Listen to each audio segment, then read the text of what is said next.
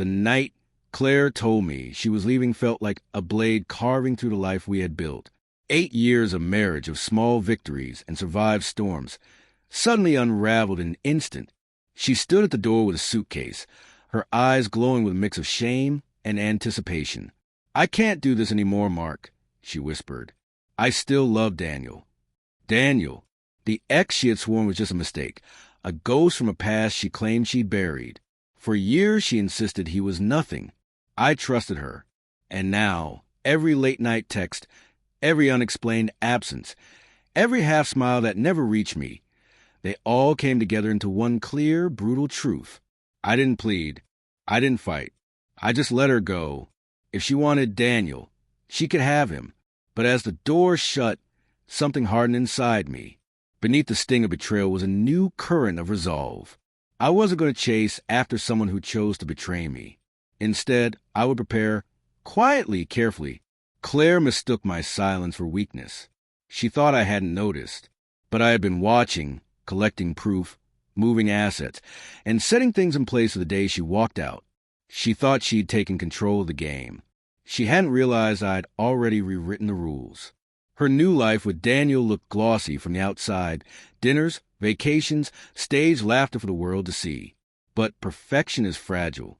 The man she had idealized turned out to be reckless, job-hopping, careless with money, treating her like a prize instead of a partner. While their foundation cracked, I tightened mine. I secured the house, shifted investments, made sure every thread she thought she could pull from me was already cut loose. When the divorce began, Claire walked in confident, Daniel at her side. She expected half of everything. What she got was the truth laid bare: messages, hotel receipts, testimony. The judge saw what I had seen all along. Her betrayal carried consequences, and the judgment left her with almost nothing. I didn't smirk. I didn't even look at her as the verdict was read. My silence was sharper than anger could ever be. She wanted me shattered, but instead she saw me unbroken, untouchable. Daniel's grin faded quickly once he realized there was no fortune waiting.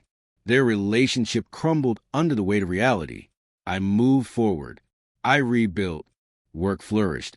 Friendships grew stronger, and I found a peace that no longer depended on anyone's loyalty but my own. People stopped pitying me and started respecting me. Claire, meanwhile, was unraveling. Daniel gone, debts mounting, her life reduced to whispers among mutual acquaintances. Once, she reached out with a message full of nostalgia, but no apology. I left it unanswered. Memories mean little when they're poisoned. One evening, sitting on the porch of the house I now called home, I understood. This wasn't really about revenge. It was about reclaiming myself. Every calculated step had been less about her downfall and more about my own freedom. Claire had gambled everything for a fantasy and lost it all. She thought leaving would set her free. Instead, it chained her to regret. I, the man she once dismissed as ordinary, had risen from the wreckage stronger, sharper, and at peace. The irony was clear. She walked away thinking she had gained the world. In truth, she had given me mine.